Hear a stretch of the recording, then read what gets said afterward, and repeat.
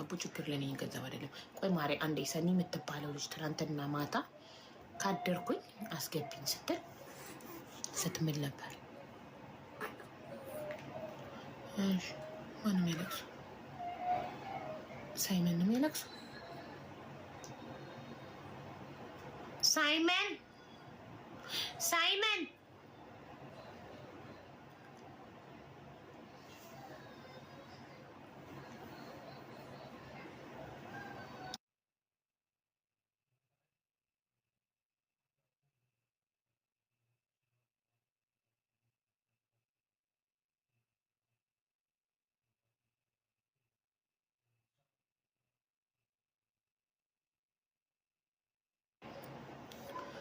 እያለቀሰ ነው የጠራሁት። ምን ሆነክ ነው ልለው እየሰማ ዝም ይላል።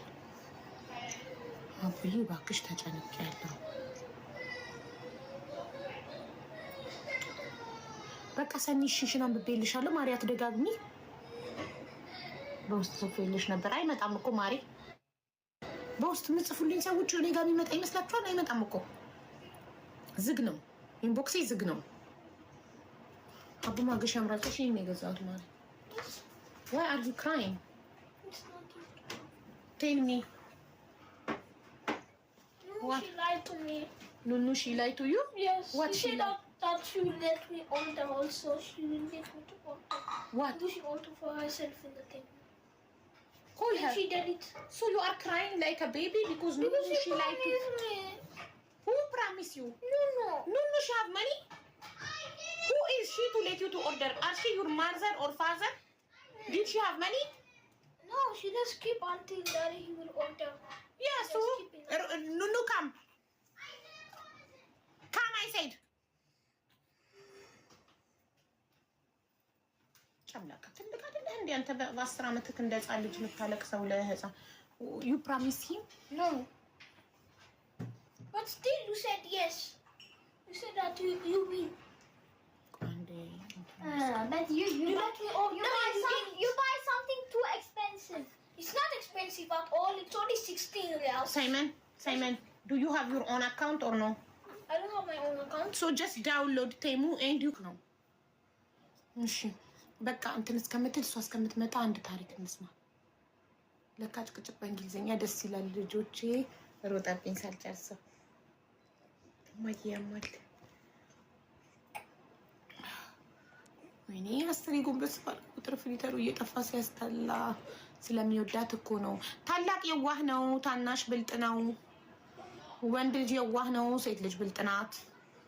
that's why ኑኑ ለሳይመን እሷ እንትን ታብሌቷ ላይ ቲሙ ዳውንሎድ አድርገው መጫወቻዎችን ኢንቦክስ ቻርት ውስጥ አረገች። አባቷ ሲነሳ ኦርደር ልታረግ ልታስፈቅድ። ጀለሴ ደግሞ እሱ መብት እንዳለው አያውቅም። ዙዙዬ እኔ ማር መብት እንዳለው አያውቅም። ምን እሷን አስጠየቀው? የራሱ ታብሌት ላይ ዳውንሎድ አያደርግም። ቃል ገብታልኝ ነበር፣ ከዛ ደለተችው። ለእኔ ቃል ገብታ የመረጠችውን ይላል። እሷ አዛዥ ናት፣ ታላቁ ናት፣ እሷ ታናሹ ናት። እናቷ አይደለች፣ አባቷ አይደለች። የራሷ ገንዘብ አይደለም የምንወስነው እኛ ነን።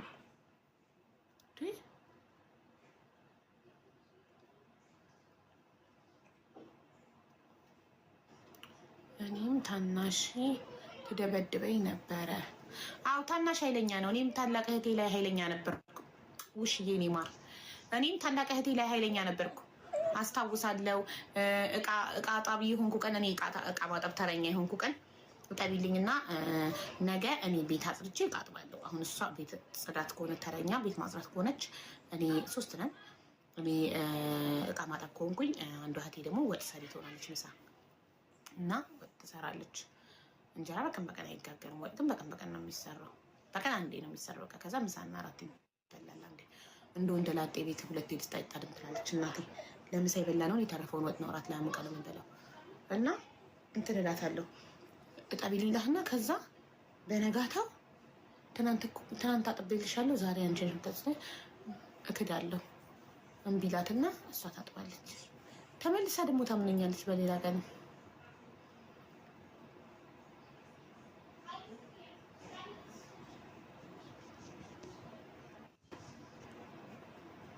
ምንድነው ዛሬ? ማክሰኞ ነው ዛሬ። ዛሬ ማክሰኞ ነው። ትናንትና መሆን ነበረበት። ቲጂ በቃ ወይ ነገ ቪዲዮ ሰራላታለሁ ከእህት ጋራ። የሰሚራ ነገር እንዴት ሆነ ውዴ? ዛሬ ሄዷል እንግዲህ ኤምባሲ ሲመጣ መልሱን ይነግረናል። ኤፍሬም የሆነ ልጅ አውቃታለሁ እያለ ነበር፣ ግን በውስጥ ላውራሽ ይለኛል። ኮመንት እየጻፈ ቅድም ለምን በውስጥ አውራኛል? አካውንት ፕራይቬት ነው፣ ክፈተውና ገብተክ እዚህ ጋር አውራኝ አልኩት። ታላቅ ምስኪንን እንደ እናት ስለምን ታላቅ ሁሌም ምስኪን ነው፣ ወንድም ሆነ ሴት። ሀዩቲ ምንድን ነው አንድ ቁጥር ምጽፊው? ጋይስ አስተማሪ ታሪክ አለ ብላታ ከእህት ጋር የሚካሄደው ጥልቁ ደስ ሲላቡ ያረ ደስ አይልም። እኔ ሳስታውሰው አይ ፊል ገልቲ ማለት ጥፋተኝነት ይሰማኛል። ታላቄን እንደዛ መሸወዴ ምናምን መጨቃጨቂ ምናምን ታሳዝነኛለች። አሁን ላይ ሳስቡ አለፈ ልጅነት ነው። ደግሞ የምታሳዝነኝ እኔ ልብስ ቅዳሜ ነው እኛ ቤት ልብስ የሚታጠበው እና ሜሉን ብሌን አምጪልኝ እያለች ነው። ሜሉን ብሌን ያልሻት አዲሷ ልጅሽን ብሌንን አምጪልኝ እያለች ነው። ለምን ራሷን ሜሉን አታመጫትም? አቡ ልጠብቅ? አዎ ጠብቂ። ቆይ ታሪክ እንስማ መጀመሪያ። ቀናችንን በችግር አንጀምር።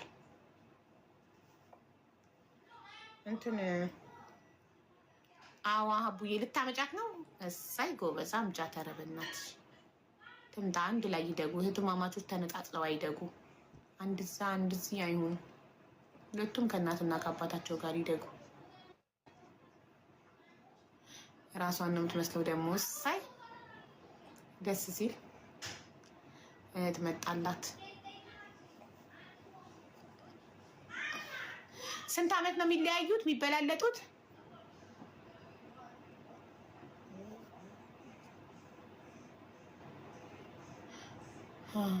ሎተሪ ፈልጌ ነበር። ቤት ያለውን ቪዲዮ ተመልከች። ፒን የተደረገው ነው የመጀመሪያውን። 6 ዓመት ኑኑና ሩቢ ደግሞ 7 ዓመት። ትልቅ ራይ ሰፊ ልዩነት ነው። አሁን ኑኑ እንዴት እንደምትጓጓ ብታይ፣ እንዴት እየመጣች አሰሬ እንደምትስማት። ጠዋት ስትነሳ መጀመሪያ ሩቢ አልጋጋ ነው የምትሄደው። ልትስማት ቀስ ብለሽ ሳሚያት፣ ቀስ ብለሽ እላታለሁ እኔ እንዳትነቃ።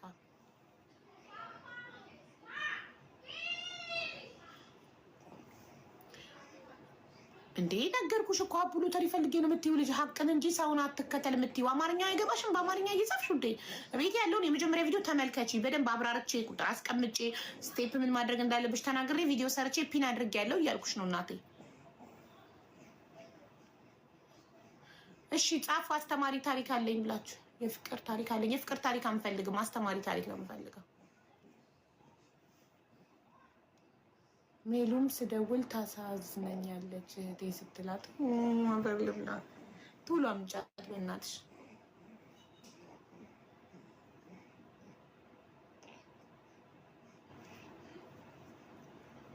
ምንድነው አንድ ቁጥር የሚጽፉት? ጻፉ። ኪቦርዳችሁ ላይ ያለው አንድ ቁጥር ካላለቀባችሁ እኛም ችግርን አይቆጥርብን። ምንም ችግር የለም። ጻፉ። በአንድ ቁጥር እዚህ ቤት አይገባም። መግባት የምችሉት አስተማሪ ታሪክ አለኝ ብላችሁ ከጻፋችሁ ነው። ከታሪኩ በኋላ ደግሞ ችግር ለእኔ ገንዘብ አይደለም የምትሉ ትገባላችሁ። መጀመሪያ ግን በታሪክ እንጀምር። ፀጉርሽ ያምራል። ቴንክ ዩ ሶ ማች።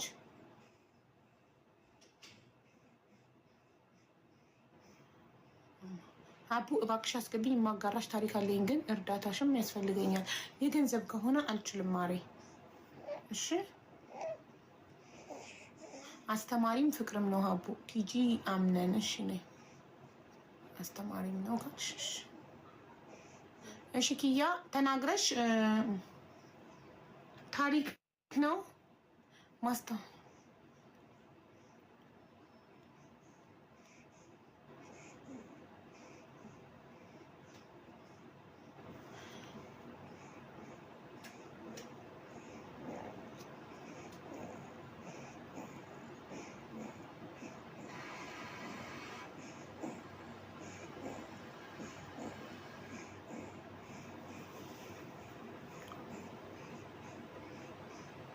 የህይወት ታሪክ ነው። አልገባኝም።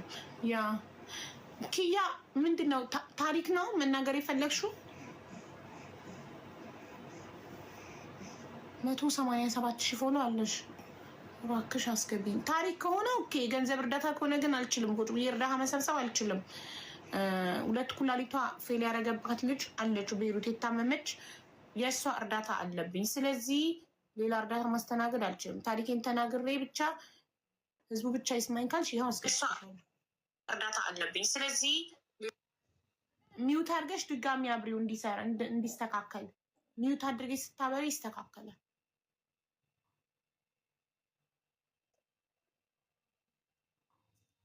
ሰላም ሀቡ። ሰላም፣ እንዴት ነሽ? አለው እግዚአብሔር ይመስገን። አይ ታሪክም አለኝ፣ ግን ደግሞ እርዳታሽ አሁን ላይ በጣም ስለሚያስፈልገኝ ነው።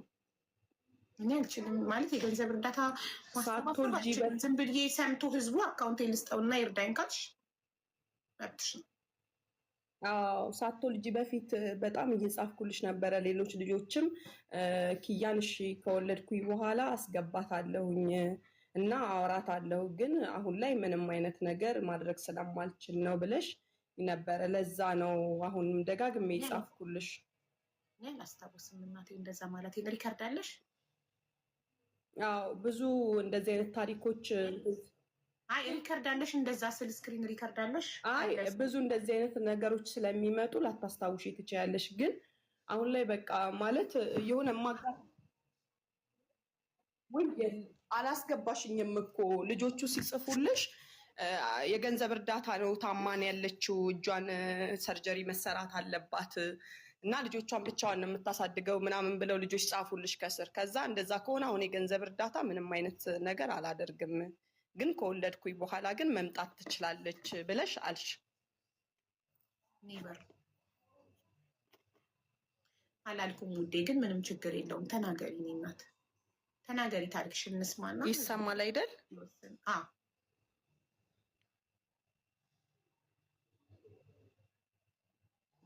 እየሰማንሽ ነው ኪያ። በቃ ላታስታውሽ ትችያለሽ። እሺ እሺ እኔ ማለት ነው ልጆቼን እየሰራው ነበር ማሳድጋቸው። አሁን ግን አንደኛው እጄ የመኪና አደጋ ደርሶብኝ፣ ሁለተኛው እጄ ደግሞ ከልጆቼ አባት አብሬ በነበርኩበት ሰዓት መቶኝ ጉዳት አጋጥሞኝ አሁን ሁለቱም እጄ ሰርጀሪ መሰራት አለበት። ምንም አይነት ስራ የለኝም ታውቂያለሽ። በቃ ማለት በጣም ችግር ውስጥ ነኝ ያለሁትኝ። እመቤቴን ነው የምልሽ። በቃ ማለት እንዴት ብዬ ላስረዳሽ? በጭንቀት በቃ የሆነ ነገር ሆናለሁ። ልጆቼን ማንም ሰው ቼክ አያደርግልኝም። እናቴም አቅመ ደካማ ናት፣ አባቴም እንደዛው። ሕክምናውን ቢያንስ ሕክምናውን ካደረግኩኝ መስራት እችላለሁ። ከዚህ በፊትም ሰርቼ ነው ልጆቼን ያሳደግኳቸው፣ ግን እጄን መታከም አልቻልኩኝም። በቃ ሰዎች ተስፋ ይሰጡኛል፣ ከዛ ግን ምንም ዝም ይሉኛል፣ መልሰው ዝም ይሉኛል።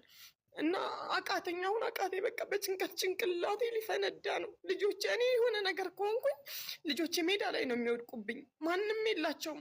ከአባታቸው ጋር ከተለያየውኝ 5 ዓመቴ። አይረዳቸውም። በፍርድ ቤትም ከስሼው ነበረ፣ ግን ካደ። ልጆቹንም የኔ ልጆች አይደሉም አለ። አሁንም ፍርድ ቤት ላይ ነው ጉዳዩ ያለው። እና በቃ ብዙ መከራና ችግር እያሳለፍኩ ያለሁኝ ሴት ነኝ። ከእግዚአብሔር ቀጥሎ ደግሞ የአንቺ እርዳታ በትልቁ ያስፈልገኛል። ለምን መሰለሽ? የአንቺ እርዳታ የሚያስፈልገኝ በቃ እንዳልሞት ነው። አሁን በቃ እንዳልሞት ነው የምፈራው። ምክንያቱም የሰው ልጅ ተጨንቆ ተጨንቆ መጨረሻ ላይ የሚያመራው ወደ ሞት ነው። እና በቃ እንደምንም ብለሽ እንደ እናት እንደ እህት አግዥኝ በእግዚአብሔር። እኔ አቃተኝ፣ በጣም ስላቃተኝ ነው። በቃ ነገሮች ከአቅሜ በላይ ስለሆኑብኝ ነው። አሁን እንደዚህም ጽፌልሽ ስታስገቢኝ በጣም ነው ደስ ያለኝ፣ በጣም ማለት ነው። አንቺ ቤት ገብቶ ያልተረዳ፣ አንቺ ቤት ገብቶ ችግሩ ያልተፈታለት፣ ህመምም መታከምም ካለበት ያልታከመ፣ ተቸግሮም ደግሞ ያልደረሽለት ሰው የለም። ስለዚህ ለእኔም ከእግዚአብሔር ቀጥሎ እንደምታግዥኝ የሆነ ተስፋ አለኝ እና እባክሽ ተጨነኩኝ። ምን ላድርግ? በእናትሽ አቡ በቃ ጨነቀኝ። ልጆቼ በጣም ነው የሚያሳዝኑኝ። ደግሞ ብዙ ዋጋ የከፈልኩባቸው ልጆቼ ናቸው። በጣም ብዙ መንገድ መጥቻለሁኝ እነሱን ለማሳደግ፣ እነሱን ለማስተማር። ብዙ ለፍቻለሁኝ፣ ግን አሁን አቃተኝ።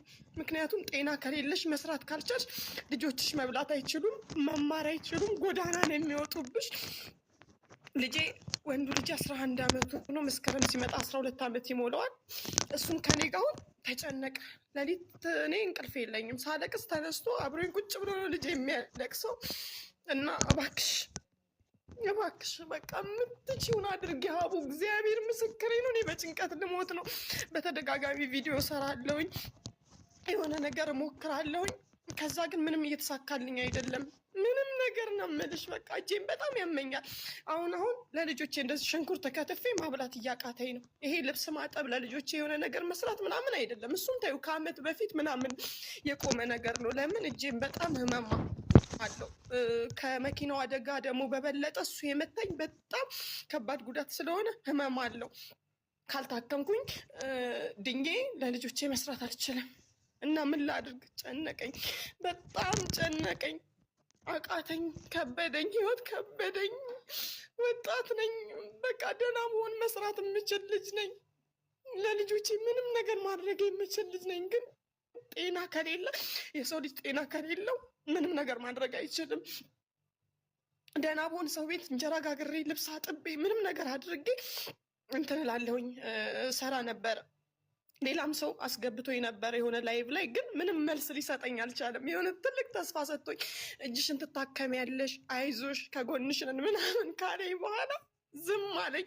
ዋትስአፕ ላይ አውሪኝ ምናምን አለኝና ጸጥ አለኝ። በዛው ምንም አይነት መልስ አልመለሰልኝም። አላቅም ብቻ የሆነ ሰው የሆነ ተስፋ ይሰጠኛል፣ ይጽፉልኛል፣ አይዞሽ ትታከሚያለሽ ይሉኛል። በምሰራቸውን ቪዲዮዎች ምናምን እንትን ይሉልኛል። ግን በቃ ከዛ ምንም ነገር የሚሳካ ነገር የለም። ለምን እንደሆነ አላቅም። ምን አይነት እድል እንዳለኝም አላቅም። እና አቃተኝ፣ ከበደኝ። በቃ እህቴ እንደምታረጊ አድርጊኝ በእናትሽ። ለምን የሆነ ነገር ከሆንኩ በኋላ ማንም ሰው ልጆቼ ማንም ቼክ አያደርግልኝም። አስበሽዋል? አባታቸው ክዷቸው ያሉ ልጆች ናቸው። እኔ የሆነ ነገር ሆንኩባቸው ማለት በቃ የእነሱም ህይወት እዚህ ጋር ነው የሚያበቃው። እና እባክሽ እህቴ እባክሽ፣ አቃተኝ፣ ከበደኝ። አሁን አቅቶኛል፣ ተንገበገብኩኝ። ህመሙ ብቲ ችግሩ ብቲ ብዙ ነገር ከብዶኛል። በእናትሽ የምትችውን ነገር አድርጊልኝ። አንቺ ተናግረሽ ስትጨርሽ ጨርሻለሁ ስትይኝ እኔ መናገር ጀምራለሁ። ጨርሰሻል?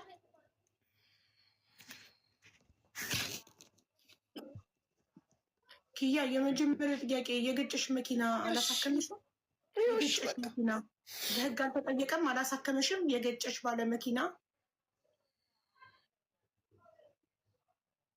አዎ። ለምን በህግ አልተጠየቀም? ለምን አላሳከመሽም? ድሬዳዋ በምሰራ ሰዓት ነበረ። ድሬዳዋ እቃ እያመጣው ምናምን እሰራ ነበረ።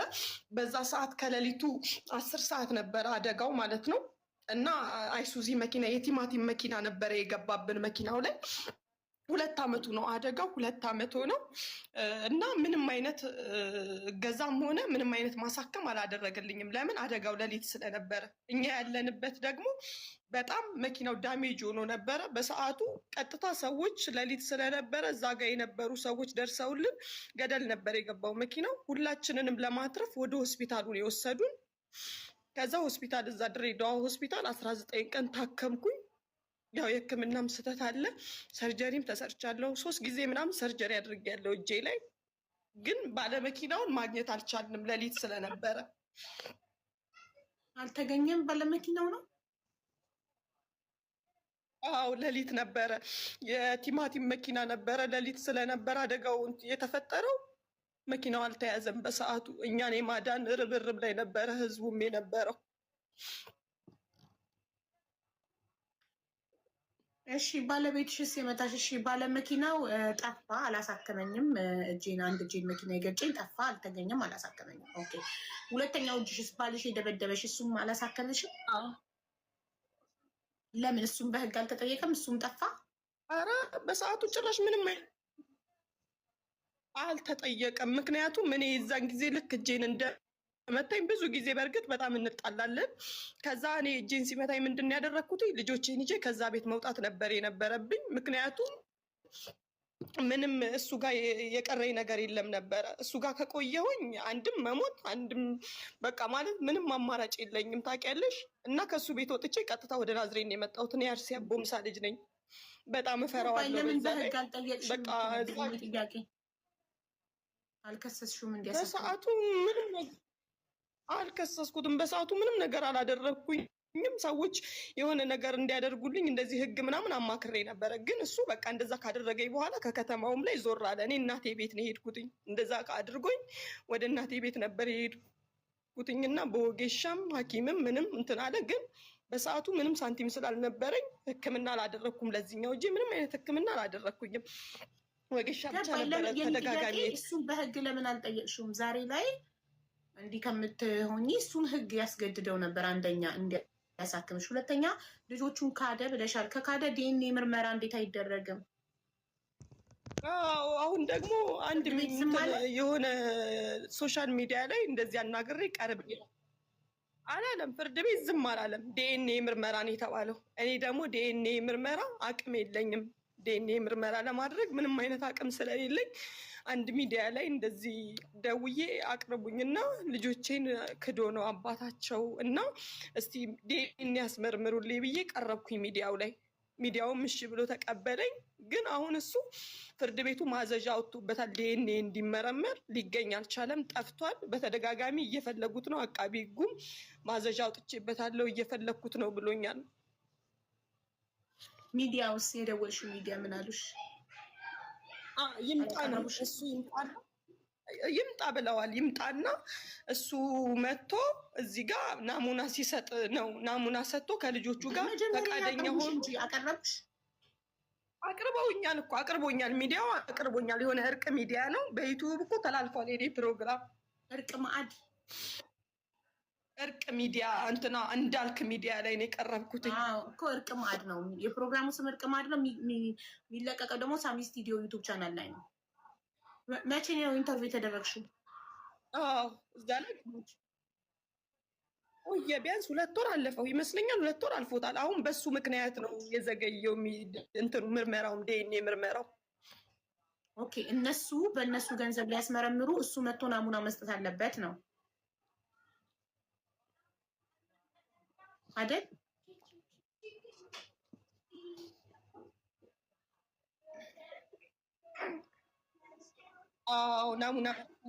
ናሙና ካልሰጠ ምንም ነገር ድጋሜ እርዳታ እንኳን ቢያስፈልግሽ፣ አሁን እኔ እጄን ስለታመምኩኝ ሰዎች እንዲያግዙኝ እፈልጋለሁ። መታከም ስለምፈልግ ድጋሜ እናንተ ሚዲያ ላይ አቅርቡኝ አልኩትኝ ማለት ነው። እሱ ናሙናውን ካልሰጠ መጥቶ እዚህ ጋር ናሙና ካልሰጠ ምን ይዘን ነው ሚዲያው ላይ መልሰን የምናቀርብሽ? አንድና አንድ የዲኤንኤ ጉዳይ ነው እኛ ሚዲያ ላይ ያመጣሽ። ስለዚህ የዲኤንኤውን ውጤት ይዘን ስንቀርብ ነው ህዝቡም የሆነ ነገር የሚያደርግልሽ አለኝ እንጂ በመቅረብሽ እዛ ሚዲያ ላይ ምንም አይነት እርዳታ አልተደረገልሽም። ታሪክሽ ላይ አካውንትሽ እና ምንም አይነት እርዳታ አልተደረገልኝም። መጀመሪያ ወደ ሚዲያው ሲሄድ እኔ ግን መታገዝ እፈልጋለሁ አላስቀመጡ። መታገዝም እፈልጋለሁኝ ምክንያቱም እጄን ታምም ያለሁኝ ምን ይሻለኛል ስለው፣ አይ መጀመሪያ አሁን ስለ ዲኤንኤ ነው እንትናችን፣ ርዕሳችን የዲኤንኤ ጉዳይ ስለሆነ ዲኤንኤውን ከጨረስን በኋላ ግን እንትን እንላለን። ለአንቺ ደግሞ እንድትረጂ ህዝብ፣ የኢትዮጵያ ህዝብ እንዲያግዝሽ ጥሪ እናቀርባለን አለኝ። ግን አሁን ግዴታ እሱ መመርመር አለበት አለ። የኔ ጥያቄ የነበረው ኢንተርቪዎች ላይ ስልክ ቁጥርሽና አካውንትሽ አልተቀመጠም? አልተቀመጠም፣ አላስቀመጠም። እሺ አሁን ጋይስ ማገዝ የምትችሉ ሰዎች ኪያን አካውንት ነበሯ ባይዋ ላይ አለ። እንደገና እዚህ ጋር መናገር ትችላለሽ። አካውንት ነበርሽ ያው እዚህ ጋር 2500 ሰዎች አላችሁ። አግዙኝ፣ ለልጆቼ ልታከምና ለስራ በቃ በምትችሉት 100 ብር 50 ብር በአቅማችሁ ሁላችሁም ያቅማችሁን አግዙኝና እንደምንም ከፈጣሪ ቀጥሎ ያላችሁኝ እናንተ ናችሁና እባካችሁ አግዙኝና ልታከም በምትችሉት እርዱኝ እላለሁኝ። የባንክ አካውንት የእጅ ሰርጀሪው ስንት ነው እያለች ነው አንዷ ኮመንት ላይ።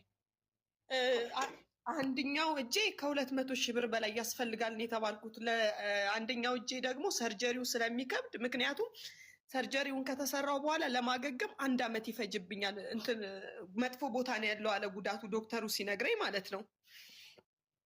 አይ ሰርጀሪ ስሩኝ፣ እኔ አቅም አለኝ፣ ሰርጀሪ መሰራት እችላለሁኝ ካልሽም ችግር የለውም እንሰራሻለን፣ ግን ለማገገም 1 አመት ይፈጅብሻል ቁስሉ ለመዳን ብሎኛል ማለት ነው። እና የአንደኛውን እጄን ምን ያክል መጠን እንደሚያስፈልገኝ አልነገረኝም። የአንደኛው እጄ ግን ከ200,000 ብር በላይ ግዴታ ያስፈልግሻል አለ። ግን ሕክምናውን ጨርሰሽ እስከምትወጪ ደግሞ ይሄን ያክል ነው ብለን መወሰን አንችልም። በቃ ጨርሰሽ ስትወጪ የዛን ጊዜ ነው እንጂ የምታውቂው እኛ እንዲህ ነው ብለን አንነግርሽም ብሎኛል።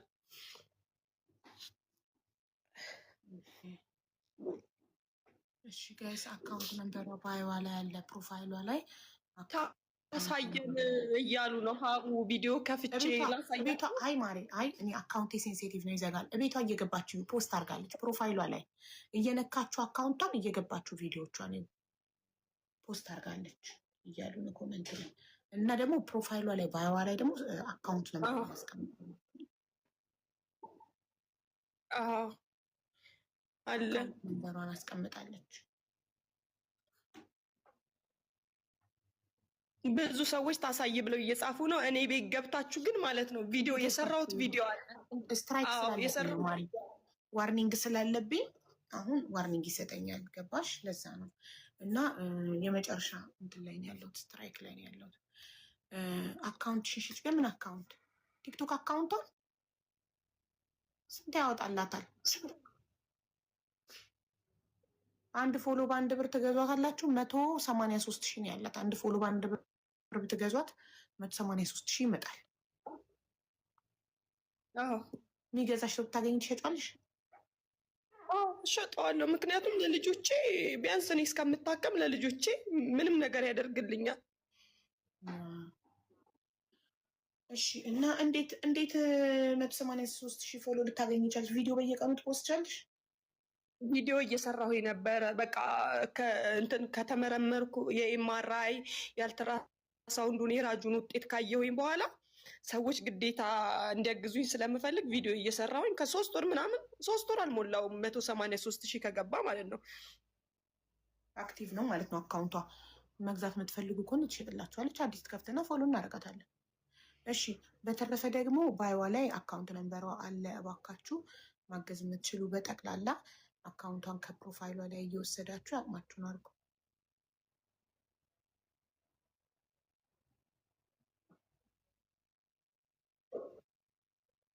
አካውንቷ ፕሮፋይሏ ላይ ያለ እንደገና ማስታወቂያ ማሰራት የምትፈልጉ ይላል። ማስታወቂያ ማሰራት ደግሞ ሀቡ አንቺ ቤት ላይ እኔን ማሳከም የሚችል ሰው ካለ ቻሌ አንዴ እያነበብኩልሽ ነው ውዴ። አንድ ደቂቃ ማስታወቂያ ማሰራት የምትፈልጉ 0946788289 በዛ ቁጥሩ 0946788289 ኦኬ፣ ትክክል ነው። ማስታወቂያ ማሰራት የምትፈልጉ በ0946788289 ታገኟታላችሁ። እንዲሁም ባንክ አካውንቷን አስቀምጣለች።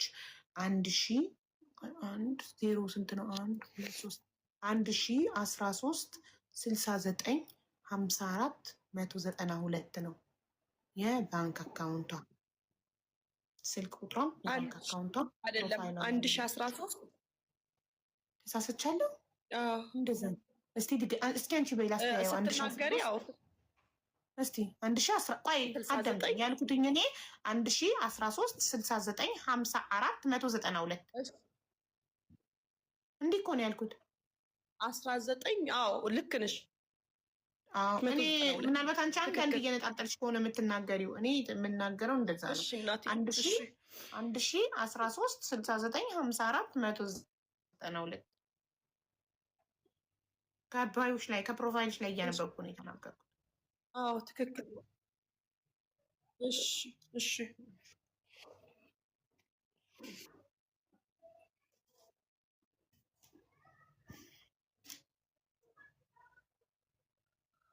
እሺ ሀቡ በማርያም አግዥኝ፣ በባንክ ዕዳ ተይዤ ነው አግዥኝ። ሜሮንዬ የባንክ ዕዳ እየተሰራ ቀስ ተብሎ ይከፈላል። ዋናው ጤና ነው። አንቺ ጤነኛ ከሆንሽ ሰርተሽ ትከፍያለሽ የባንክ ዕዳውን። አቡ ድሪንክ ዋተር። አጥሚት እየጠጣሁ ነው። አጥሚቴን ስጨርስ እጠጣለሁ። አቡዬ እባክሽ ጓደኛዬ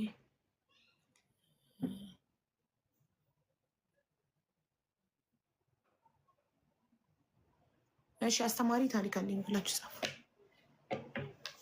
አስተማሪ ታሪክ ያለው ይጻፍ። አንድ ቁጥር የምትጽፉ ሰዎች ግን አይ ዶንት አንደርስታንድ ዋይ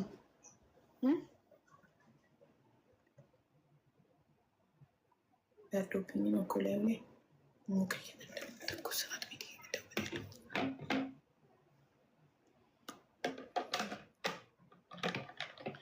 እሺ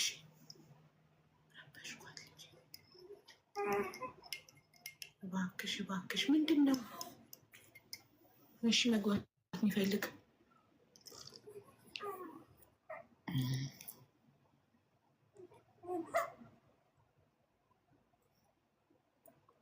ቤት ኢንቫይት አድርግሻል።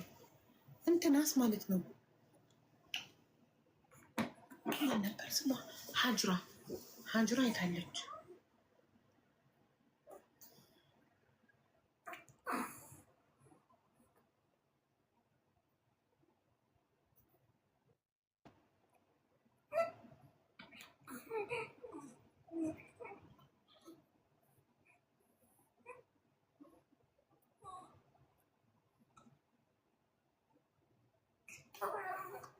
የሆነች ልጅ ዛሬ በአረብ ሀገር መሄድ የምትፈልገው አይታለች ወስዳታለሁ ብላን ነበር። ቤቴለም ኢንቫይት አረኩሽ እኮ አስተማሪ ታሪክ አለኝ ያልሽው ኢንቫይት አረኩሽ። አክሰፕት የሚለውን ንኪና ገቢ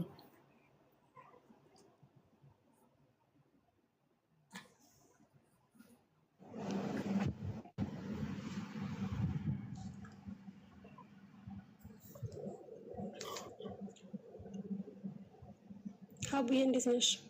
አለሁልሽ ማሬ። ሰላም ነው? ቋንዴ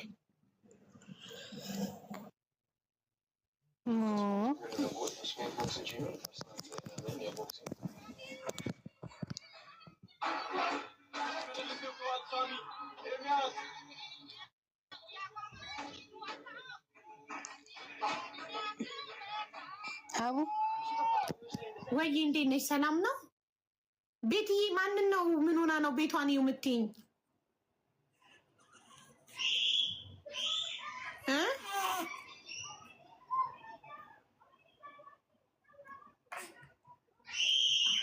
እሺ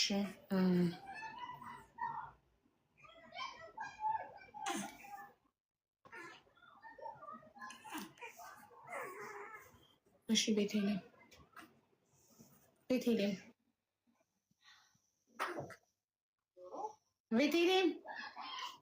ወይ አቡዬ ልጀምር? አዎ እናቴ ሰላም ነው? እግዚአብሔር ይመስገን። እንዴት ነሽ አቡ? እንደምን እሺ ስሜ ቤተልሔም እባላለሁ። የተወለድኩት ገጠር ነው። ለቤተሰቦቼ ሁለተኛ ልጅ ነኝ ነው። ታሪክ የሚጀምረው ያው ገጠር ነው እና እናትና አባቴ አብረው የሚኖሩበት አካባቢ ትንሽ ራቅ ያለ አካባቢ ነበርና ከዛ እናቴ የአባቴ ቤተሰቦች ደግሞ ትንሽ ከኛ ራቅ ብሎ ነበር የሚኖሩት። የእናቴ ደግሞ በጣም ይርቃል እና እናቴ ለአባቴ ቤተሰቦች አባታቸው እያመሸ ከውጭ ስለሚገባ እና ሰው መቶ እንኳን ቢያስፈራራኝ አውሬ ነገር ቢመጣብኝ እንኳን ብጮህ ሰው ስለማይደርስልኝ የአባቴን ቤተሰቦች ቦታ ስጡኝ ብላ ቦታ ሰጠቻቸው። እና ሰው መቶ እንኳን ማለት ነው ቢያስፈራራኝ አውሬ ነገር ቢመጣብኝ እንኳን ብጮህ ሰው ስለማይደርስልኝ የአባቴን ቤተሰቦች ቦታ ስጡኝ ብላ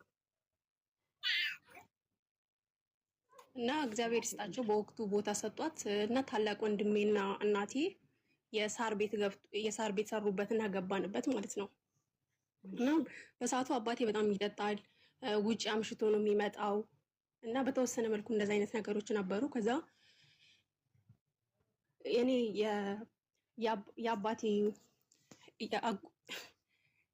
የአባቴ ወንድሙ ሚስት እኔ እሷን ልውሰዳት አለች ማለት ነው። እና እኔ እንትን ነበርኩኝ ማለት ትንሽ ነኝ ብዙም ትልቅ አይደለሁም፣ ግን ልጄን እንድታጫውትልኝ ብላ ከእናቴ ጋር ደግሞ አንድ አካባቢ ላይ ስለሆንን እናቴ ችግር የለውም በቃ እኔ ልጆቼን ለሰው መስጠት አልፈልግም፣ ግን እንድታጫውትልሽ ብላ እናቴ ሰጥቻት ማለት ነው።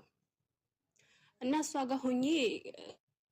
ጋር ሆኜ እያለሁ ያው ከቤተሰቦቼ ጋር እገናኛለሁ እዛው ቀን በቀን ስለሆነ ማለት ነው። እና አንድ ቀን ስትቆጣኝ እናቴ ትሰማለች ማለት ነው። እና ከዛ እናቴ ስትሰማ እኔ እኮ ልጄን አጫውትልሻለሁ ስላልሽ ሰጠውሽ እንጂ ልጄን ማብላት ማጠጣት አቅቶኝ አይደለም የሰጠውሽ እና ልጄን አጠገቤ እንድትሆንልኝ ነው የምፈልገው እንደውም አልፈልግም ብላ የዛኑ ቀን እናቴ ወሰደችኝ። ትንሽ ጊዜም ቢሆን ያው እናቴ ጋር ሆኜ በጣም ደስ የሚል ልጅነትን አሳለፍኩኝ። ያው የገጠር ስትሆኚ ጭቃ ትንቦጫረቅ ያለሽ ውሃ ውስጥ እንትን እያልሽ ነው የምታሳልፊው እና ግን እንደዛም ሆኖ ምንድነው የቤተሰቦቼ ያለ መስማማት አለ። አባቴ እናቴን ይመታታል እና ከእለት እለት ያ ነገር እየባሰ መጣ ማለት ነው። እና እናቴ ሳታውቅ አባታችን መሬት መሸጥ ጀመረ። በዛ ወቅት ያው አሁን ባለው ወቅት እንትን ማለት አትችይም ማለት ልጆች ሳይፈርሙ እናት ሳትፈርም ምናምን ቦታው መሸጥ አትችይም በዛ ወቅት ማለት ነው። ሚስት መፈረም አለባት ምናምን በአሁኑ በዛ ሰዓት ግን ያው ችግር የለውም እና ብሩም ይሄን ያክልም አይደለም ተሸጠ ማለት ነው። እና ከስር ከስር እየሸጠ እንትን አለ ኑሯችን በጣም እየወረደ መጣ ማለት ነው። ከብቶችም ነበሩን የገበያ ቀን በሚሆንበት ሰዓት ከብቶችንም እያወጣ መሸጥ ጀመረ ማለት ነው እሱና ለእናቴ ሰዎች ሲነግሯት ሄዳ በፖሊስ ምናምን ታስይዝ ነበር እናቴ በዛ ሰዓት እና እንደዛ ያ እንትን የእናቴችን ማለት ዱላው ከለት ወደ ለት እየጨመረ መጣና ሰውም ያው ታውቂያለሽ ሰውም ይሰላቻል። ወደ ታሪኩ ወደ ዋናው ታሪክ ይብሎ ይሄኛውን እንትኑ ትተሹ አለፈ በቃ። ከዛ ወደ አንቺ ወደ ራሱ ታሪክ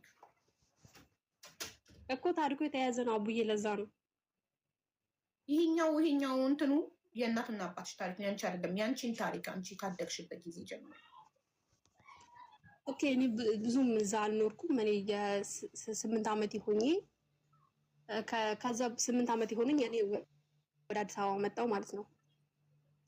እና ወደ አዲስ አበባ ለዘመድ ተሰጠውኝ።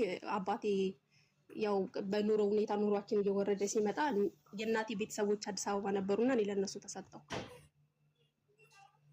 ማለት ትመለሳለች ተብሎ ነው የወጣሁት እንጂ እኔ እናቴን ትቼ ለመውጣትም ትኑ ኖሮኝም አልነበረም የወጣሁት።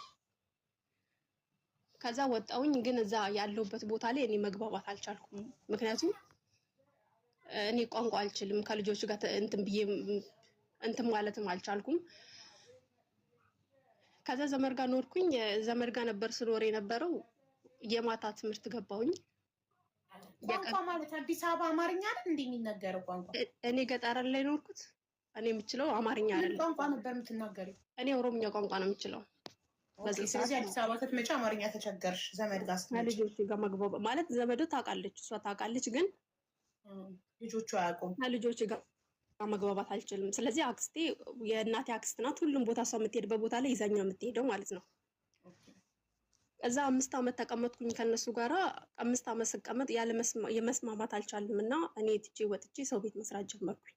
በዛ በመሀል ላይ ግን እናቴን ላያት ገጠር ሄድኩኝ።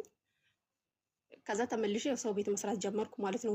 መጀመሪያ ጊዜ ቡራዩ ነበር የተቀጠርኩት በ130 ብር እዛ መስራት ጀመርኩኝ።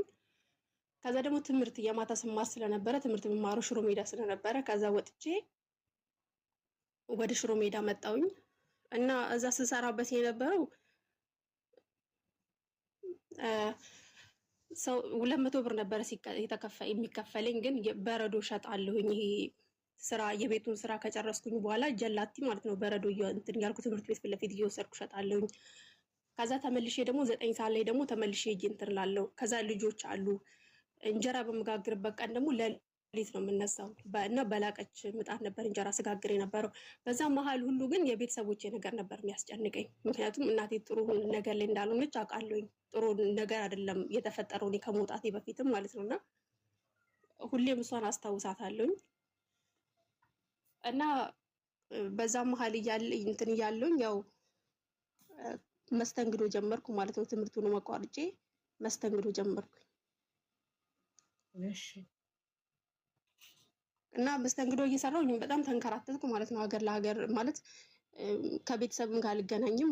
ማንም ሰው የት ነው ያለችው ብሎ እንኳን የሚለኝም ሰው የለም። እኔ ብቻ ስፈልግ ነው የምደውለው። እና እንደዛ እየሰራሁ ያለ በመሀል ላይ ወደ ዘመዶቼ ወደ እንትን ባልኩበት ወደ እነሱ ጋር ተመለስኩ ማለት ነው። እና እነሱ ጋር ሆኜ 5 ኪሎ ከአንበሳ ግቢ በታች በኩል የሆኑ እንትኖች ነበሩ፣ ካፌዎች ምናምን ነበሩና እዛ ግማሽ ቀን እየሰራሁኝ ግማሽ ቀን ደግሞ ቤት አግዛቸው ነበር ማለት ነው። ከዛ እዛ እየሰራውኝ እያለ አንድ ቀን አመሸው እና ሳመሽ እዛው አካባቢ ያለ ልጅ ነውና ልሸኝሽ ብሎኝ ነው እና ልሸኝሽ ብሎኝ በአንደኛ ቀን ለእንትኑ ሰፈሩ ጨለማ ነውና ያስፈራል አካባቢው ማለት ነው። ከዛ ልሸኝሽ ብሎኝ እሱ ሄድ በመጀመሪያ ቀን አደረሰ። በሁለተኛው ቀን ግን ሲደውልልኝም ስልክ ተቀያየረ። የዛው ሰፈር ልጅ ነው። ሲደውልልኝም እኔ ዋሽው ነበር። ሰፈር ወደ ቤት ሳልገባ ወደ ቤት ገባሁኝ እያልኩ ዋሽ ነበርና በስንተኛ ጊዜ ግን መጥቶ በጊዜ ሲጠብቀኝ እኔም ሼም ይዞኝ አብሬው እንትን አልኩ ማለት ነው። ወደ ሰፈር ልሸኝሽ ብሎኝ ሄደና በእናትሽ እርቦኛል እና እራት አልበላሁም እራት እንብላ ብሎኝ ይዞኝ ሄደ ማለት ነው። እና አላመሸውም አቡዬ ወደ 4 ሰዓት ተኩል አካባቢ ሊሆን ሲል በጣም ተደጋጋሚ ቤት እየደወልኩ ነው። ምክንያቱም በጣም ነው የምፈራቸው እና እሷም እየደወለችልኝ ነበር። ግን 4 ሰዓት ተኩል ልክ ቤት እንደ አካባቢው እንደደረስኩኝ የግቢው በር ተዘጋብኝ ማለት ነው። ማለት ሌላ ጊዜ አይዘጋም ነበር። የዛን ቀን ግን ባለቤቷ ወጥቶ ግቢውን ዘጋብኝ። ከዛ የት ልደር እኔ አልኳት ማለት ነው። ደውዬ እሷን ማለት የት ልደር ስላት እኔ ምን አገባኝ እዛው ያመሸሽበት ቦታ ደር ያለች። ከዛ አካባቢያችን ፀጉር ቤት ነበር። እዛው እንትን ቤት እዛ ፀጉር ቤት አደርኩ ማለት ነው። እና ፀጉር ቤት የሴቶች ፀጉር ቤት ነበር። እዛ አደርኩኝ። ግን እግዚአብሔር በሚያውቀው ጠዋት ተነስቼ ወደ ቤት መመለስ እንጂ በዛ የምታስወጣኝም አልመሰለኝም እውነት ለመናገር ማለት ነው። እና እሑድ ቀን ነበር። ከዛ ቤት ገብቼ በቃ እንጀራ ጋግራለሁ ምናምን የሚል ነው እንጂ ሀሳቤ የነበረው እንደዚህ ከቤት ታባረኛለች ብዬ አላሰብኩም። ጠዋት 12 ሰዓት ላይ ስደውልላት ነይና ልብስሽን አውጪ አለች። እኔ የምሄድበት የለኝም። ምክንያቱም እናቴም ያው ከዛ ከአባቴ ጋር ያልተስማሙ ቤት ከለቃ ምናምን እንትን ብላ ነው እየኖረች ያለችው። ተከራይታ መኖር ጀምራለች። አረቄ እያወጣች ነው እህት ወንድሞች የምታሳድጋቸው። ከዛ ወጣውኝ ብር እጄ ላይ ነበርና ወደታች ወድጄ እንትን አልኩኝ፣ አልጋ ያዝኩኝ። ግን አቡዬ እግዚአብሔር ነው የምልሽ ማለት ነው በሰዓቱ ነገሮችን መቋቋም አልቻልኩም እኔ። ምክንያቱም ልጅነቴን በተወሰነ መልኩ ለነሱ ነው ይኖርኩላቸው። የእሷን ልጅ እኔ ነኝ ያሳደግኩላት እና መቋቋም አልቻልኩም። ምክንያቱም እኔ ስወድቅ እንኳን ይይዙኛል ብዬ እንትን ስላቸው የነበሩ ሰዎች ናቸውና በዛ ላይ ደግሞ የአረብ ሀገር ፕሮሰስ ነበረኝ በዛን ሰዓት። ከዛ ወጥቼ እንትን አልኩኝ፣ አልጋ ይዤ እንትን አልኩኝ፣ አደርኩኝ። ግን በፍጹም እኔ አልቻልኩም ማለት ነውና ኪዳነ ምሕረት ቤተክርስቲያን ሄጄ በጣም አለቀስኩ ማለት ነው። ማለት ለምን ወይ ከቤተሰቦቼ ጋር ሆኜ አላደኩኝ፣ ወይ ተስተካከለ ህይወት ላይ አይደለም፣ ወይ ትምህርቴን እንኳን ተምሬ አልጨረስኩም ብዬ በጣም እንትን አልኩኝ። ግን መረጋጋት አልቻልኩም። ምክንያቱም በቃ አይደለ የምትመኪበት ሰው በወርቅ እንኳን ያነሳኛል ብለሽ የምትይ ሰው የለም። እንደዛ ብዬ ነበር እነሱን ማስባቸውና ከዛ ደግሞ ከዛ በፊት በጣም ብዙ ጊዜ መስተንግዶ አጠቃላይ ነበር የምሰራው። አሁን ደግሞ አልሰራም ብዬ እዛ ስለገባሁኝ ይሄን ነገር አምኜ መቀበል አልቻልኩም። ከዛ እዛው እንዳለውኝ እዛ ተመላላሽ ተሰራበት የነበረው ቤት ሰውየው ደወለልኝ እና ምን ሆነሽ ነው ከስራ የቀረሽው ሲለኝ እንደዚህ የሆነ ነገር አጋጥሞኛል አልኩት። ከዛ ሂጂ አናገርኩት ምናምን በቃ ለተወሰነ ቀን እኛ ጋር ሆኝና ከዛ እንትን ትፈልጊያለሽ ቤት ትፈልጊያለሽ ብሎኝ እዛ ሆንኩኝ። ከዛ ግን እዛ ያለው ሁኔታ እንዴት ነው እንደዚህ ወጣ ያለ ነገር የሚመቸኝ እንደሱ አይደለም በባህሪ ማለት ነውና እዛ ያለው ነገር አልተመቸኝም። ከዛ አጠቃላይ ሰው ቤት ፈልጌ ወደ ኦሳና ሄድኩኝ። ከዛ ኦሳና እየሰራው እያለ ግን ሁኔታዎቹን እኔ መርሳት አልቻልኩም፣ መቀበል አልቻልኩም ያለውን ነገር ማለት ነውና ከዛ ህይወት የምትባል ጓደኛ ነበረችኝና ደወልኩላት። የኔ እዚህ መስራት አልቻልኩም፣ በቃ ምንም መረጋጋት አልቻልኩም ብዬ አልኳት። ከዛ በቃ ቤት ነይ ወደ አዲስ አበባ አለችኝ። ከዛ ቤትም የደላላ እንዳያስከፍሉኝ ብዬ ጠፍቼ ወደ አዲስ አበባ መጣሁኝ። አጋጣሚ ሆኖ ህይወት በሷ ጓደኛ ነበረኝ አረብ ሀገር ቤሩት ተጀምሮልኝ ነበር በሰዓቱና ከዛ በቃ ህይወተኛ ጋር ሆኝና በቃ ቤት ፈልገሽ ትከራያለሽ ብላኝ እነሱ ጋር ሆንኩኝ።